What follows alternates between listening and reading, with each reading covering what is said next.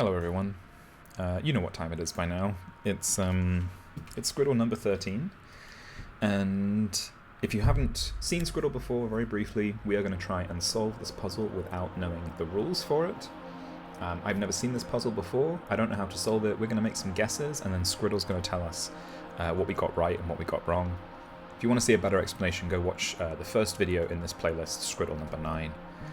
I got told in the email that there is an Easter egg today, and I think I know what it is, because I already noticed earlier that the logo kind of pops up and down, and I think now if I click on them... Okay, that's not the Easter egg. We'll keep on searching for the Easter egg. Okay, so what have we got today? We have got some numbers, we've got some regions, rooms I think they were called in some of them.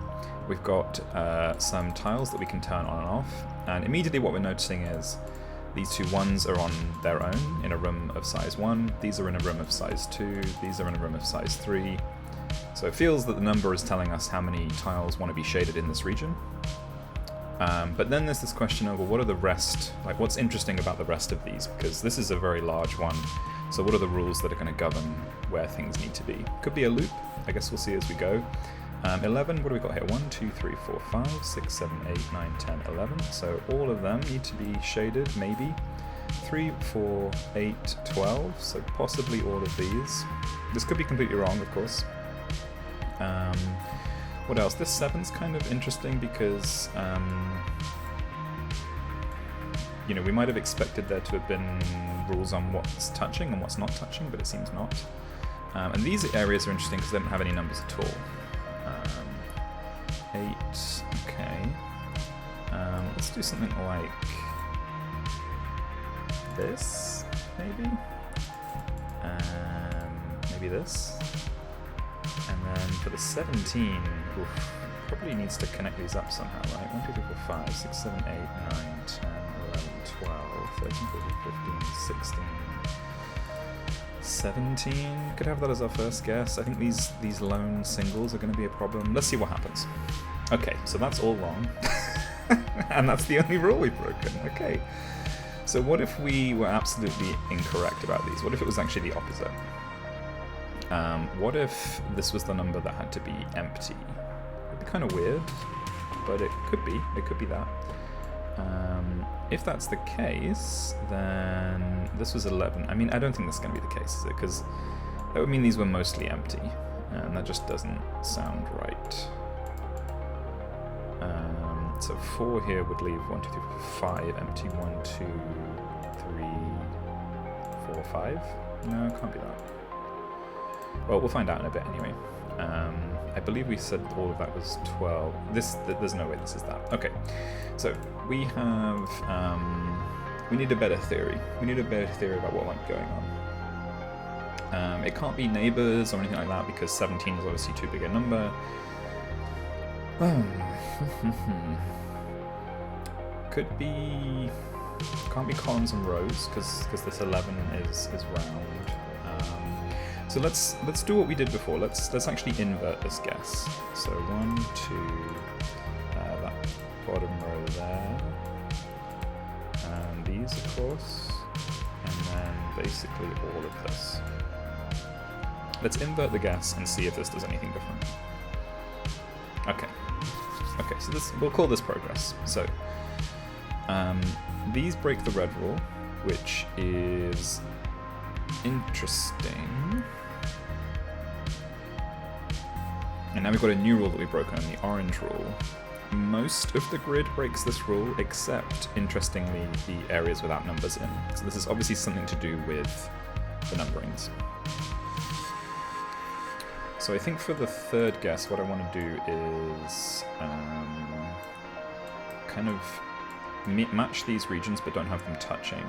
And I mean, this 11's kind of weird because either it's got to be all filled in or all not filled in, surely, right? Like, what's the point in these regions? It feels too coincidental. Even if this was some other constraint, you've got all these shapes that have like the exact number in them, so this can't be right.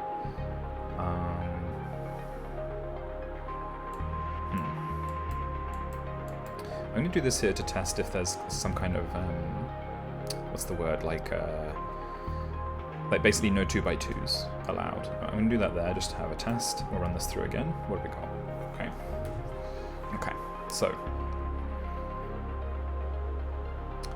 it definitely, it's actually fine with all of the other bits apart from this one.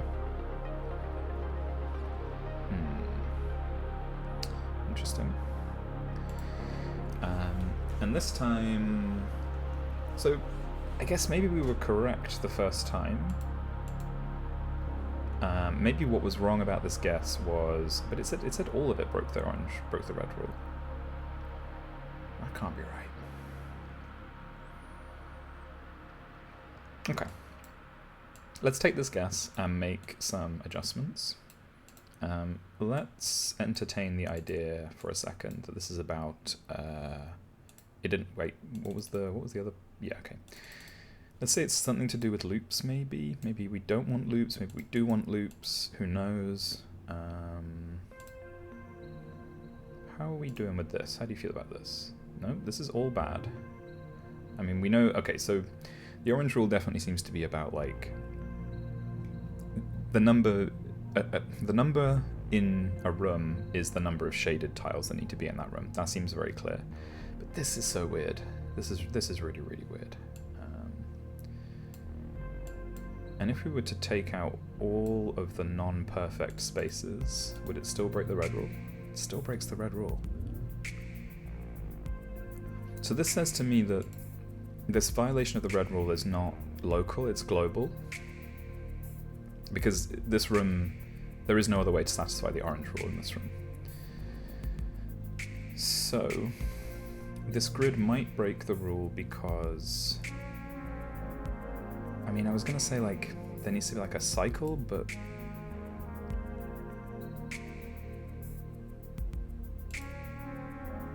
what is the least we've broken the red rule? This broke it in one place, but I have a feeling that's to do with the way Scriddle checks rules. Although here it broke it in two places. What is going on?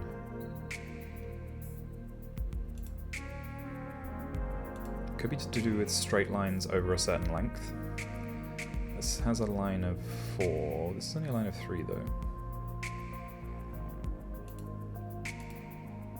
Because again, how else am I supposed to do this 7, right? And I think I've tried not colouring in the 7, and this broke the orange rule. So I think whatever our guess is, it has to build on this as a base. So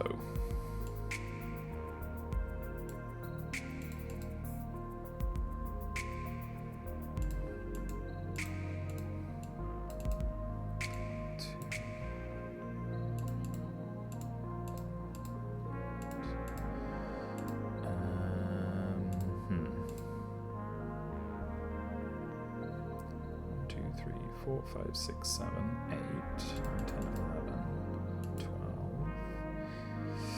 I don't feel like I have a method here. 13.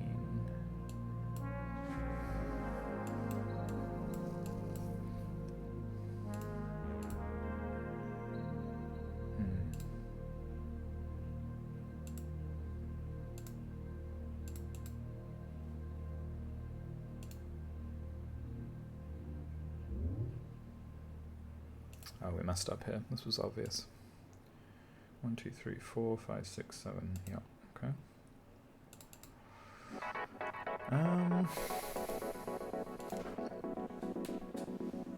What are we missing? What are we missing? I think this is the one that gets me because there's 2 separate regions highlighted. So the question it makes me ask is, like, why were those lone regions not highlighted? Because it can't be to do with adjacency.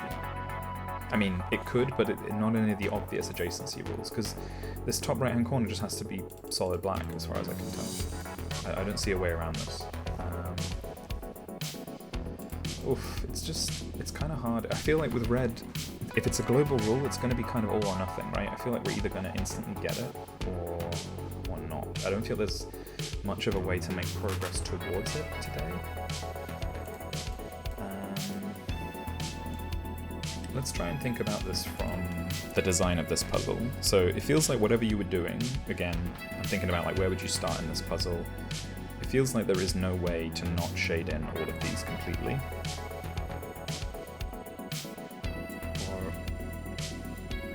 Or is it to do with alternating? No, I don't think so. Orange does seem to be specifically about shaded regions.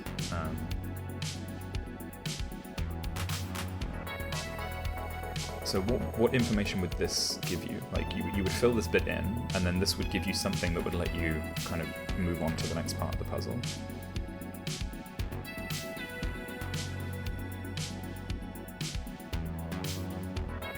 Again, if there were interesting adjacency rules, I would say like, oh, this is giving you, these ones are kind of like blocking you, so you don't want to go too near them, but there just doesn't seem to be adjacency rules that are that strong.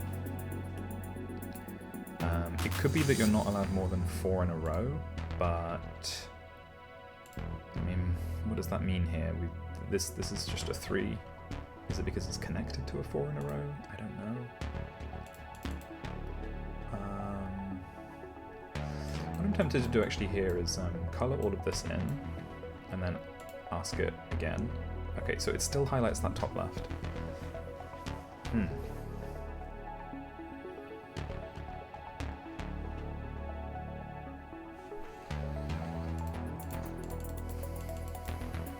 Very odd. This was okay though. It's really interesting. Because originally I had this idea, I was toying with this idea of like, maybe the shapes are kind of alternating. So if I'm adjacent to, the position of this 7 is really interesting because it's surrounded by these very easy to define regions. So this region, maybe because these regions are all shaded, this one can be unshaded. So maybe there's a sense of alternating spaces here. So 17 is going to be maybe white, which means that this one would be black, which means that, let's say that these were white, so we want 1, 2, 3, 4, 5, 6, 7, 8, 9, 10, 11, 12, 13, 14, 15, 16, 17. Not sure exactly how we would play this. Maybe something like this, which would mean the 11, but no, because the 11 would also need to be shaded dark, which means you'd need something like this. I don't think my adjacency theory works.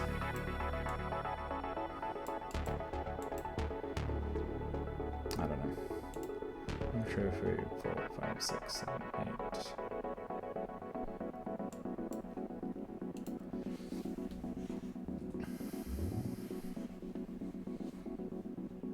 Okay. It's really weird that this has actually... Well, no, it hasn't. It hasn't. Okay. Okay, I don't like the adjacency theory, because it just seems obvious that that breaks the orange rule. It just, you know. So we're filling this in, and that means this one presumably has to be all shaded as well. So I think the remaining question comes from...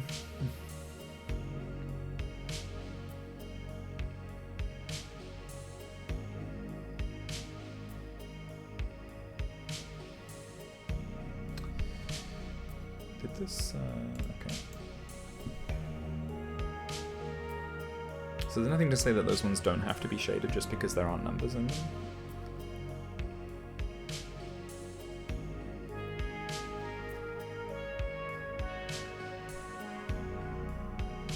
I also want to test to see if there's a... I think there'll be a third rule if we fill this in.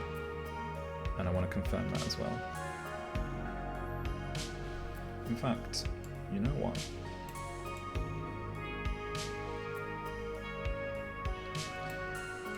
What does this give us? Of course, okay. So this respects the red rule. Let us return. What I'm seeing here is these are all rectangles. That is not a rectangle.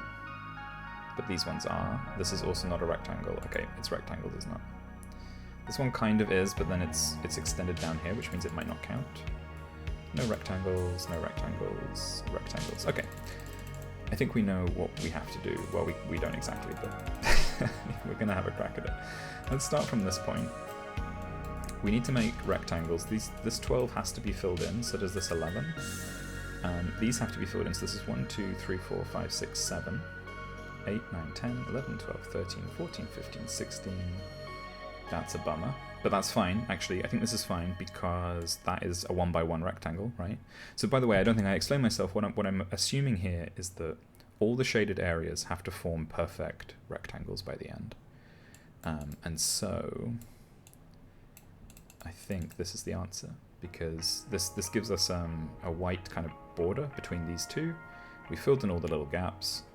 My only question is whether it will let me get away with this 1 by 1. Let's find out. No. Oh, I've miscalculated, that's why. 1, 2, 3, 4, 5, 6, 7, 8, plus 9. Oh, I already had the... Okay. A slight miscalculation there. That was cool. That was really cool. There was a period in the middle there where I was like, we are just never going to solve this, because it felt like there were too many things it could be. And I liked that moment where I was like, you know what, I'm just going to fill in the whole board. We're just going to do the other extreme. I think like an empty board also would have been interesting, but it wouldn't have given us as much information in this case, probably. Really nice. I don't think I've done this before on these videos, so let me show you. If we click on, when it says like, oh, this is part of this genre of puzzle, we can actually, ooh, it didn't used to do this. This is actually new. Look at this, a very nice summary. So the red rule was there are no shaded cells on the board. Or that's not the red rule for us, but we didn't actually discover this rule. One of the shaded cells does not form a rectangle. That was the second one we discovered. And then the number of shaded cells in the room has to be the same as the number written in the room. So this is a detail I haven't mentioned in my other videos, but the color of the rules in Scriddle depends on when you break them. By which I mean, the first rule you break is always red, the second rule you break is always orange, and so on and so forth. So if you play this, your red rule might be different to mine. Okay, that was really, really cool. Not only was this like an interesting intuition to find, but it was fun to solve once I got the intuition. I thought that was kind of nice.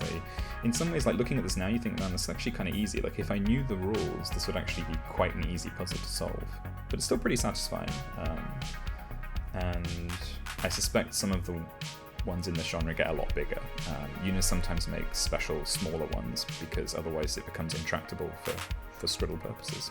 Okay, great. Well, this is probably going to be the last one I upload for a while because I am traveling tomorrow, going to see family for Christmas. And I don't think I'll record them while I'm away. So make sure that you sign up yourself at scriddle.net and have a go. And yeah, thanks for watching and good luck with your own puzzling.